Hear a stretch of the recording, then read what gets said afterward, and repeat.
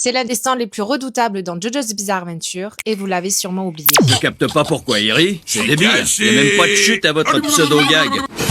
Ta gueule du con! Qu'est-ce que tu crois? Que ça m'amuse de faire ça? Je ne vais pas vous parler du stand de Pucci, ni même de celui de Giorno. Je vais vous parler d'un stand qu'on a croisé dans la partie 3, que j'ai trouvé absolument génial dans son concept, c'est celui de Dev13. Je ne sais pas si vous vous rendez compte à quel point ce stand est effrayant. Le principe de ce stand, c'est que lorsque vous vous endormez, vous atterrissez dans un parc d'attractions, c'est-à-dire dans un monde où Dev13 a le contrôle absolu. Et vous ne pouvez pas invoquer votre stand pour vous défendre dans ce monde, tout simplement parce que votre stand, à proprement parler, c'est une énergie spirituelle. Et quand vous dormez, qu'est-ce qui se passe? Eh bien, votre esprit n'est plus du tout sur ses gardes. C'est pourquoi Dev13 a beaucoup plus de facilité à manipuler votre esprit à sa guise. Et surtout, c'est que vous ne pouvez pas sortir de son monde à moins qu'une personne extérieure vienne vous réveiller. Mais lorsque vous vous réveillez, vous ne vous souvenez plus de rien. Vous avez juste cette impression d'avoir fait un horrible cauchemar. Mais il faut quand même qu'on parle du manieur qui n'est autre que Manish Boy, un bébé de 11 mois, les gars. C'est la couverture parfaite. Parce que tu ne peux pas te douter que derrière un bébé puisse se cacher un manieur de stand machiavélique, qui d'ailleurs, je le rappelle, a voulu faire bouffer des globes oculaires à Kakyoin pour l'empêcher de crier. Mais alors, comment Dev13 a-t-il été vaincu à la fin? Eh bien, son stand l'a dit lui-même, si un manieur appelle son stand avant qu'il s'endorme, alors là, il a peut-être une possibilité de le contrer. Il faut savoir que Kakyoin, lorsqu'il a commencé à suspecter le bébé, ni une ni deux, il a dégainé son stand pour pouvoir l'attaquer. Sauf que d'un point de vue extérieur, quand on voit une telle scène, on se dit, mais frérot, t'as pété les plombs, pourquoi tu vas attaquer un simple bébé? Et c'est exactement la gamberge que Polnareff va avoir, puisqu'ensuite, il va assommer Kakyoin avec son stand. Après ça, ils vont tous partir se coucher, sauf que évidemment, ils vont tous atterrir dans ce parc d'attractions. Mais à la différence des autres fois, Kakyoin ici a réussi à emmener son stand dans le monde de Dev13. Souvenez-vous, encore une fois, lorsqu'il voulait attaquer le bébé, il a dégainé son stand et ensuite Polnareff l'a assommé. Et par la suite, Kakyoin explique qu'il a dissimulé son stand pour pouvoir surprendre Dev13 dans son propre monde. En gros, si Kakyoin n'avait pas eu l'intelligence de se laisser un message sur son avant-bras pour pouvoir se rappeler au réveil qu'il a un stand à combattre, qu'il n'avait pas percuté, qu'il n'avait pas suspecté le bébé et que même Polnareff, s'il ne l'avait pas assommé, il n'aurait à ce moment-là rien pu faire. Peut-être que la partie 3, elle se serait arrêtée là. Pour moi, Dev13, ça fait partie de ces stands qui sont extrêmement redoutables. Bien sûr, ce n'est pas le seul de la franchise. N'hésitez pas d'ailleurs à me dire en commentaire quels autres stands vous pensez qu'ils sont autant redoutables que celui de Dev13.